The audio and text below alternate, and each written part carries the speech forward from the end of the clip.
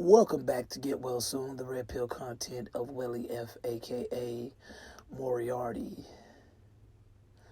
I'm back with another Red Pill movie review, and I know it's been a while since I've done one of these, but every now and then I feel that when I get multiple movie suggestions and I eventually cave in and watch them, it's necessary for me to give some feedback on it, especially if, in a sense, I feel like I'm being trolled by the people that are suggesting for me to watch a particular film or even a series that may come on TV. I've heard about this movie probably in the beginning of the year, and in all honesty, I was under the impression that this was a Jordan Peele film, so I was reluctant to watch it based on the fact that I don't care for his directing skills. I think he is highly overrated and his content is extremely predictable, but nonetheless, I went into this film thinking that's what I was going to see, so I guess my radar for BS was already kind of up in the air.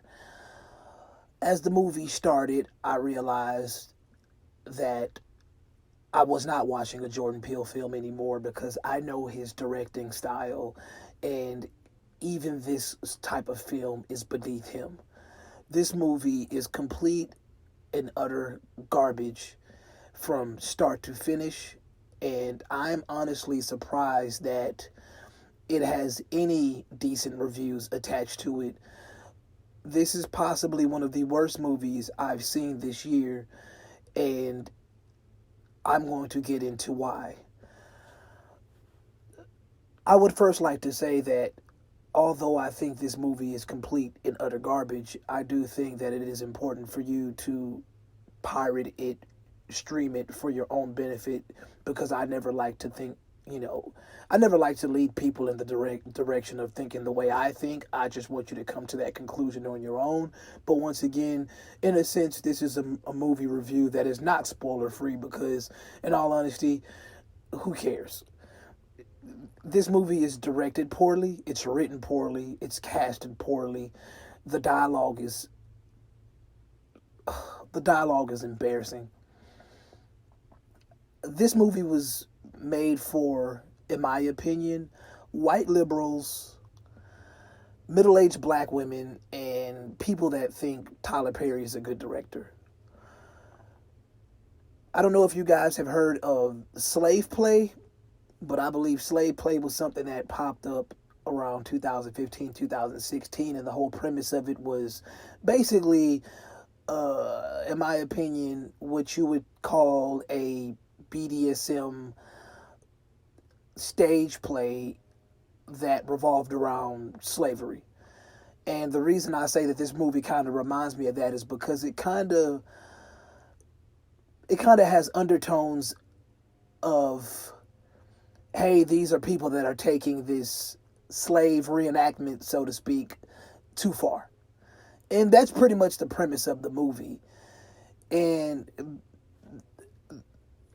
this successful author, Veronica Helmsley, who is played by Janelle Monáe, no matter how much of a radical feminist she is, I still enjoy her music. I'm not gonna lie, I enjoy her music, even the radical feminist tones. Like I know talent when I see talent, and on the music end, she is talented.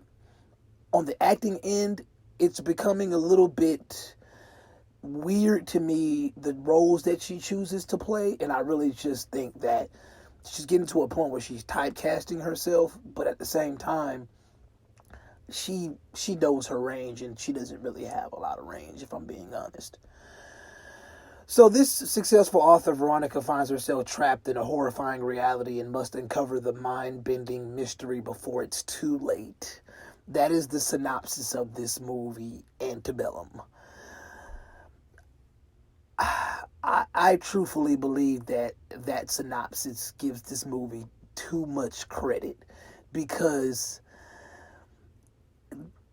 this movie really doesn't get to a point where you're you're feeling yourself in the center of a conspiracy.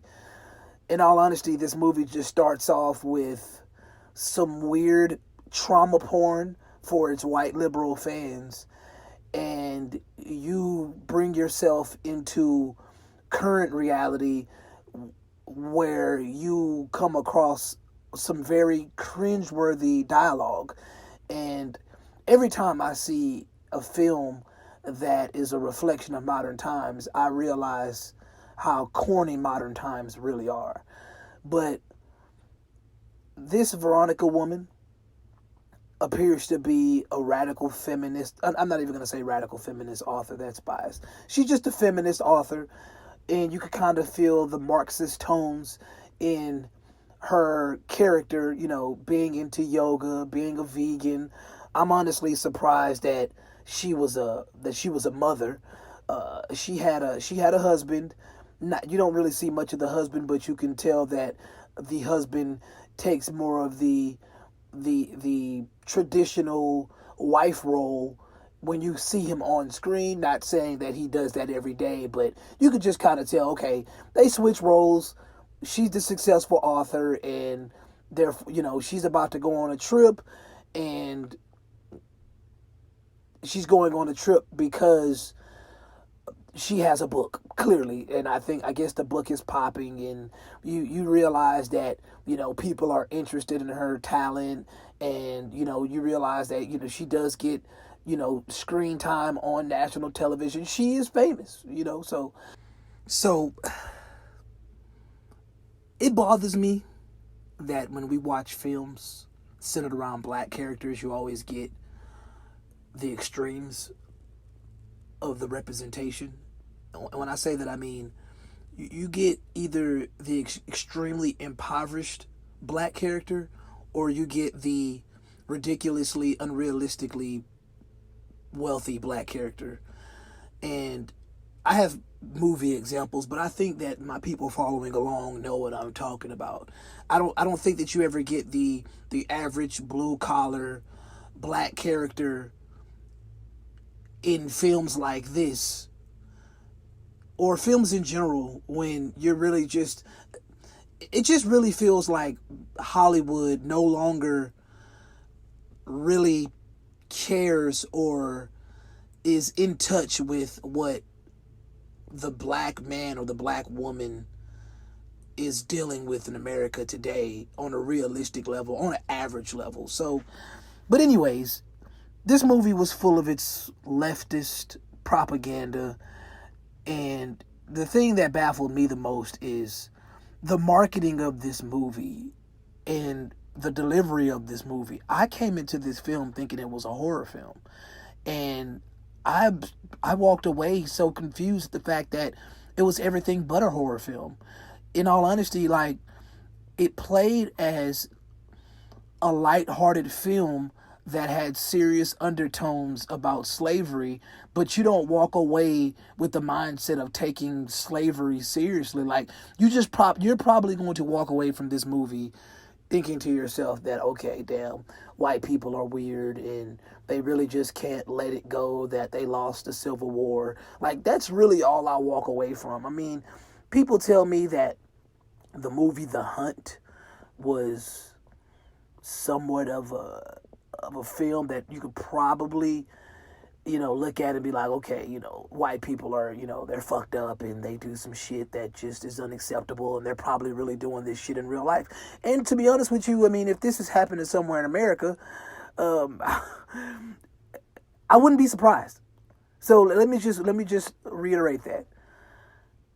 You have an author that basically puts herself in, I mean, and the crazy thing about this is, this woman is wildly successful, and you would imagine that she's very intelligent. And when you see the way that she gets kidnapped and put into the position of basically being enslaved, you start to question how lazy the writing is, because the writing is very lazy. The movie, believe it or not, as bad as the movie is, it goes by pretty fast. And I believe it goes by pretty fast is because it really wasn't saying anything. The movie said nothing. The movie had no educational message. The movie had no intellectual message other than white people bad, black women good. Antebellum this is the type of filmmaking we do not need today. This is the type of filmmaking that needs to be stopped at the presses. But for some reason, Hollywood just keeps pushing out this bullshit week after week. So long story short, as you can tell, I hate this movie. And the main point of my review is to just basically say, hey, Hollywood has been infiltrated to the point of no return. And I don't think I can go a week without seeing movies like this that provide nothing substantial. Nothing substantial. I walk away from films and TV series today just thinking to myself, why are you trying to force feed me these empty messages?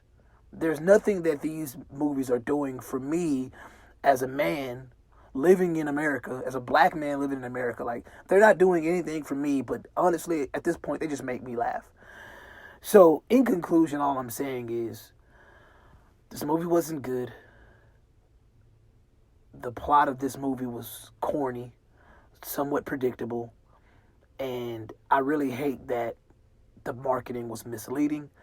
And if anything, if I was to say there was an overall goal in this film, the overall goal of this film was to just further indoctrinate leftist extremists that want to feel connected to the cause. That's really it. So, once again, Antebellum is just propaganda that doesn't need to be seen. Should have been stopped at the presses. I'm glad that it's getting the bad reviews that it received. I believe it came out in September. I hope a lot of people did not watch it. I'm assuming a lot of people did not watch it because we're in the middle of a pandemic. But either way, if you want to pirate it, feel free to pirate it.